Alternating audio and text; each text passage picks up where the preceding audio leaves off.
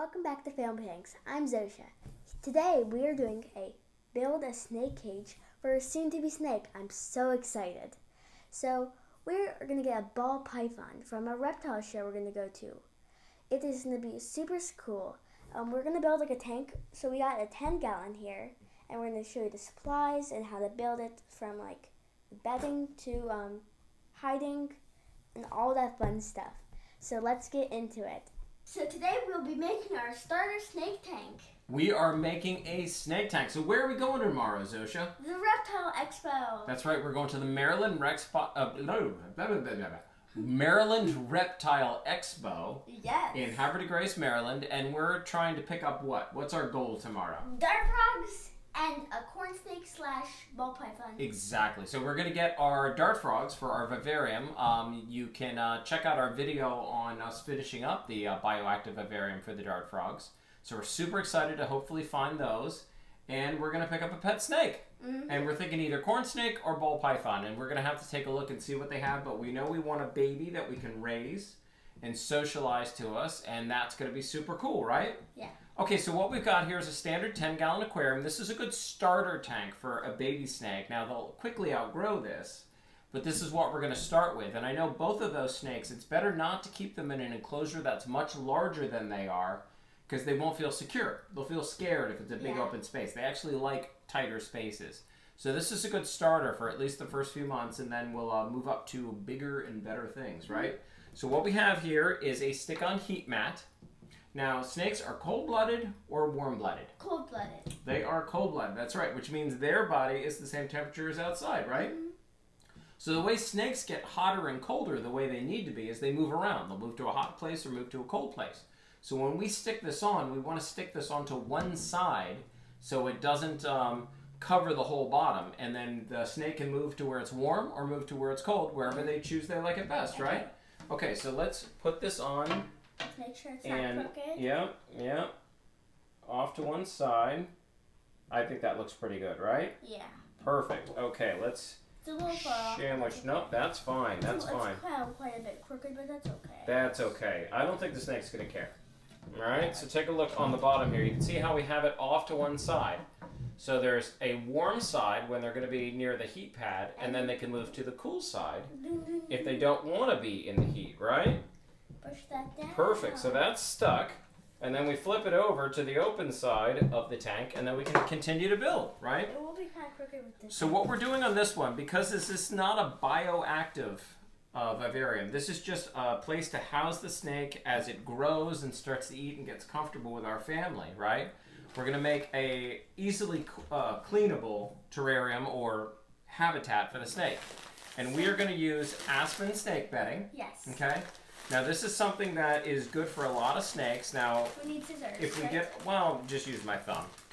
If we're going to do a ball python, we'll want to add a little bit of humidity to it, because they come from West Africa, where it's a little bit more humid than it is in the corn snakes come from sort of the southern central United States. They actually come from North America, where it's a little bit drier. So Zosia, why don't you go ahead and dump this in? Just dump the whole amount in. Just get it all in there. Oh, it's going all over. Okay.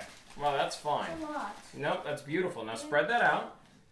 Oh, it's very thick. They both like to burrow a little bit, so having a little extra in there, I actually think is a good thing, personally. I'll pat it down a little bit. All right, and then we can moisten that based on who we bring home. So we're going to be covered for all our bases, okay?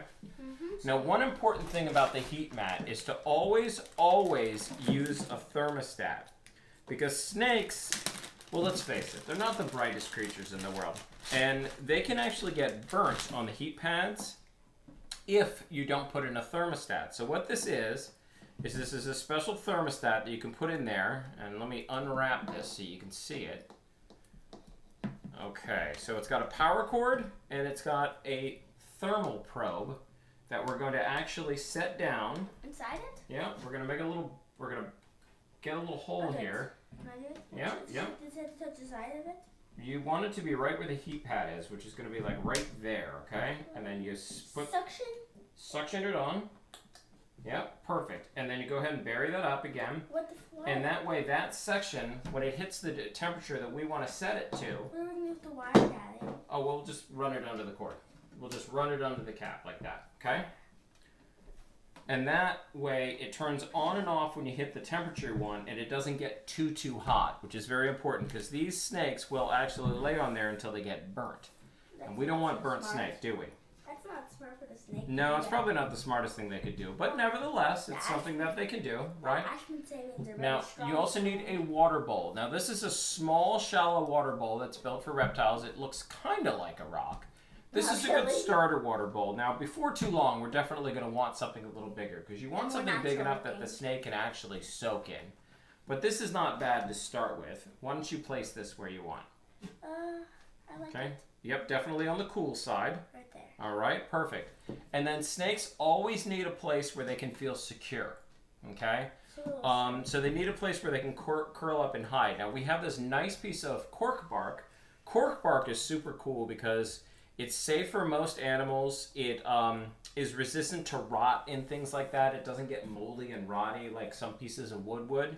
And it comes in sort of these convex shapes that create cool little hides and places for the snake to hang out. Now, I would suggest you set this in there in a way where it's both under the warm side and the cold side so they can kind of choose where they want to be. I want to flip it over to this side. Okay, however you want. So indecisive. Whatever you think's best. This is better, I think. That's better? Okay, make it happen.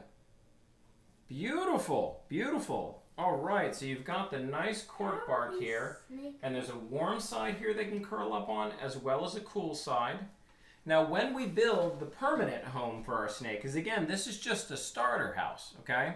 We're going to put a few different features in there that we learned from some great YouTubers out there, like Snake Discovery, which is just a fantastic YouTube channel. If you haven't checked them out, we highly recommend it. Go on to it. And they recommend that you do a separate hide in the hot side, a separate hide on the cool side, as well as a humid hide, which is very cool. So you make a little cave out of a plastic box or something like that, and you put some sphagnum peat moss or something like that in there that you get moist, and cut a little hole in it, and the snake can go in and kind of bask like a sauna and get moist when they're getting ready to shed, and then come out when they prefer it to be more dry, right? Yeah, now the cord's all buried. So all we have to do is put this on the animal rack downstairs.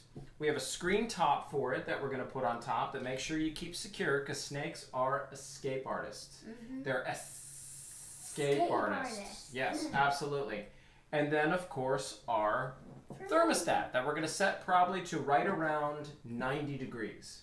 I think that's probably a good temperature to start, and that'll allow our little friend to self-regulate and decide where they want to be, right? Make sure he doesn't eat any of them. And that's about it. The cool thing about snakes is they're actually really low maintenance. Now, with this kind of bedding, since it's not bioactive and we don't have microfauna that's going to eat their poop and stuff. But the snake eats it. The bedding? Yeah. Well, there's a couple, that's actually another video that we can do. There are ways when you feed the snake to make sure that they're not eating a lot of the bedding. If they eat a little bit, it's probably not a big deal. Now, if you find you have a problem with them eating a lot and getting it caught on their food, on their prey item, and when they swallow them, you can actually move the snake to a separate container, feed them, and then move them back. But there's pros and cons to both, and we can explain that later in a future videos. For now, we're going to start with this, okay? And I think we're ready. What do you think? Yeah. Hope you guys learned something. Oh, Ginny. So we learned a lot from this experience too about keeping the heat mat in straight and keeping this, making sure. Our snake will be so excited to get tomorrow, and I'm so excited for it. Like, I'm like beyond happy. Like, I don't know how to explain it. I've never had a snake before, so it's just going to be a great new experience, and I'm excited for more memories to go on. Thanks for watching. Make sure to like and subscribe to make our channel even better and forever better.